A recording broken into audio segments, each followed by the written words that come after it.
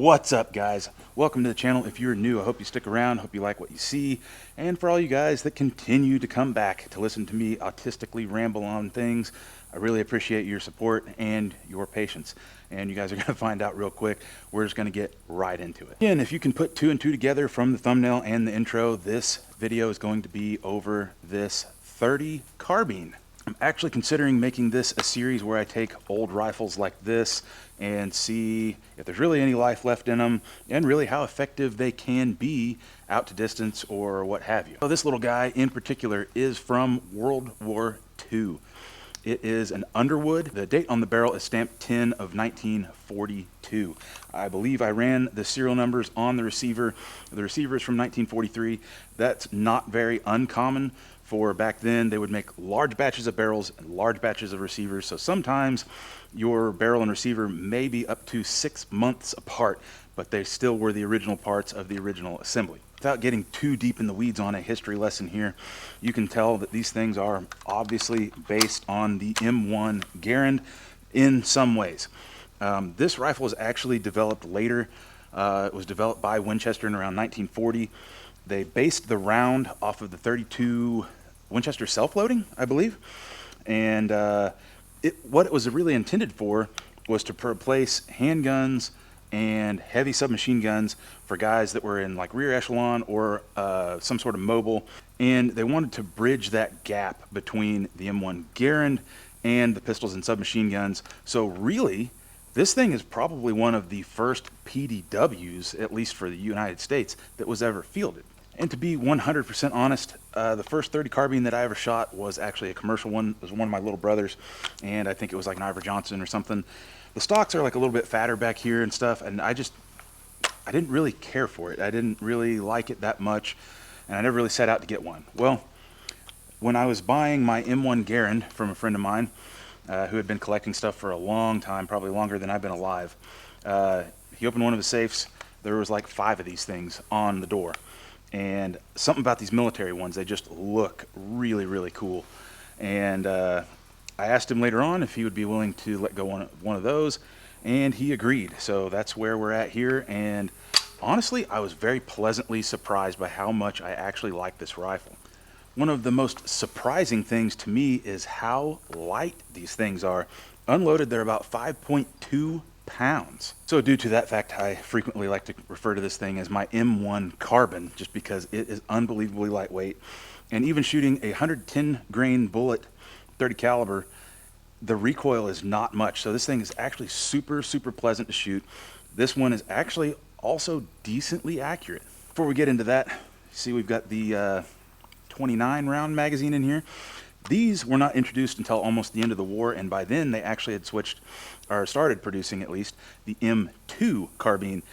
Same basic gun, it was just select fire. So they're already realizing that a caliber like this, definitely more anemic than .30-06, no surprise there, but it was definitely a lot more effective in that type of fire capabilities. Interesting little note here, you see back here in the stock, that is actually our oiler. And that's actually what holds our sling in the stock. And even back then, they had the sling on the side, which is so much better than traditional rifles of the time that had the sling here at the bottom, meant to be carried over the shoulder. These things also feature a push button mag release right here on the right side for right-handed shooters. And we've got a safety here, so we are in safe, and you basically flip it back kind of as you're going in the trigger guard. So that can be both good and bad. Personally, I kind of like it because I keep my finger like this, and then it's just like boop, bang, and I can send around. Obviously, being a military rifle, we've got our bayonet lug, which is actually part of our front barrel band up here. Push this little guy in here, and this all comes off, and you can kind of field strip the rifle. A little history on this one. This front sight on here is actually new old stock. The guy that I got it from, I took this thing out to shoot it, and as you can see, there is no adjustments elevation-wise on those sights. So what they did is they were pretty tall, and if they needed to adjust for elevation, they just filed it down. Well, my original front sight was very short, and I was having to go for basically a crotch shot at only 50 yards to be able to hit up here in the chest area. Not what I like. So I said something to him, and he's like, hey, I think I've got one of those new old stock sights. I'll just give it to you. And I bought the tool because these things are kind of pressed on, and swap those out. Hit it a few times with a file and it is dead nuts on. The other thing I like about rifles from around this era and before, leading up into like maybe the early 1900s, was the markings on them. You can see this one, this beautiful, just American black walnut stock, oil finish. It's just peak. But you can see the cartouches here on the stock. There's one back here, one back up here by the pistol grip, and you could probably see on the barrel and the receiver.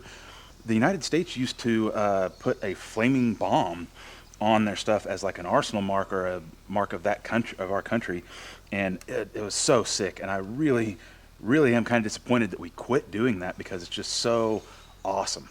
Another reason why this rifle is kind of cool to me, I just don't know for a fact, but I had a great uncle that was in World War II, and he actually served in the 3rd Armored Division under General Patton through the entire war. So North Africa, Italy, blah, blah, blah, ended up Battle of the Bulge, and he was a tank radio mechanic. So one of the big advantages that the Sherman tanks had over the German tanks is that they can communicate from vehicle to vehicle, where the German tanks could not do that.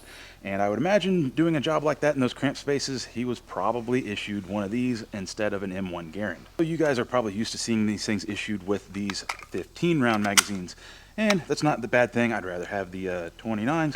But one thing I think is really interesting about these mags is they do not hold the bolt open, where the 29s do. A little interesting quirk on these rifles, and you'll find it on the Mini 14s as well, is we've got this little knob right here, this little button. You can pull the bolt back, push that in, and there's a little notch on the receiver that will lock into, and you can lock your bolt open, I'm guessing to clear malfunctions or something like that. And you simply just pull it back and let it go, and it will go forward. I did take this thing out to the distance range with me today, along with the Colt Gored Diamond Carbine. And I wanted to see just how effective or how far I could shoot with these iron sights. So the iron sights typically is zeroed at 100. We've got a graduated sight from 100, 200, 250, and then 300 yards. I will say getting hits out to 300, surprisingly easy. I figured it was going to be a lot more difficult, and actually hitting at 300, I was having to set the sight at 250 to be able to connect there.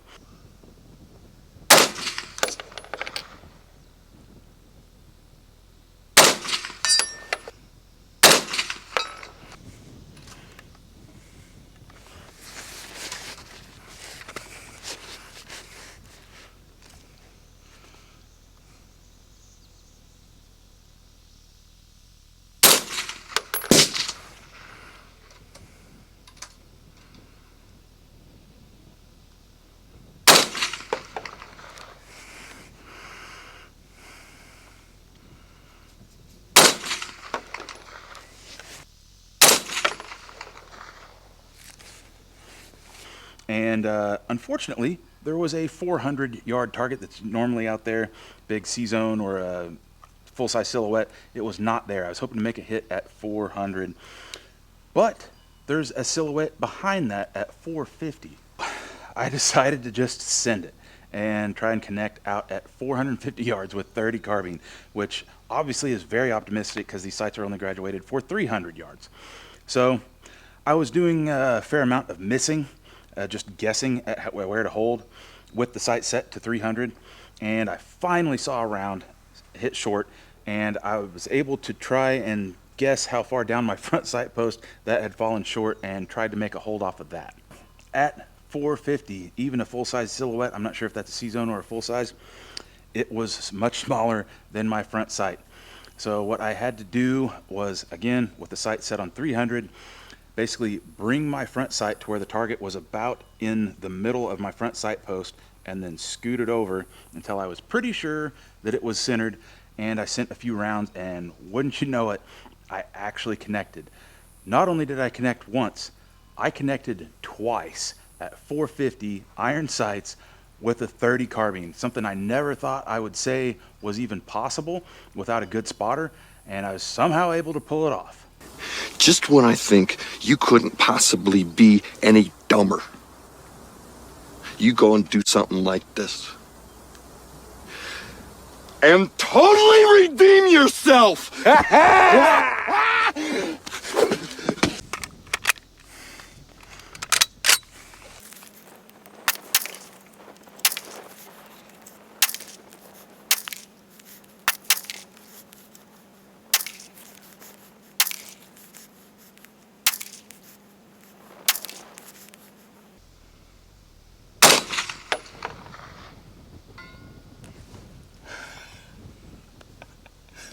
450 30 carbine.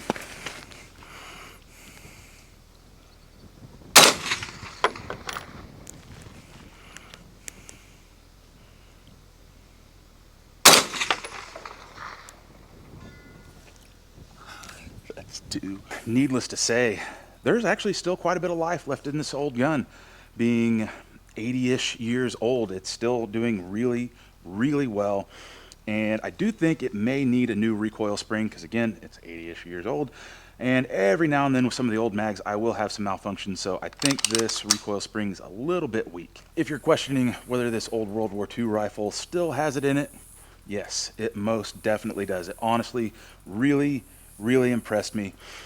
Even despite the sights not being the greatest because they're battle sights, and the trigger, it's about an 8-pound trigger, and it's not the greatest trigger in the world.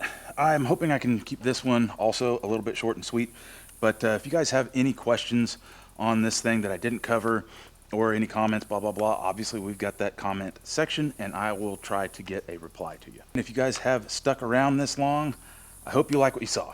I hope you will consider liking, sharing, subscribing, all the cool BS, and I hope to see you guys in the next video. And as always, it doesn't matter how fast you miss.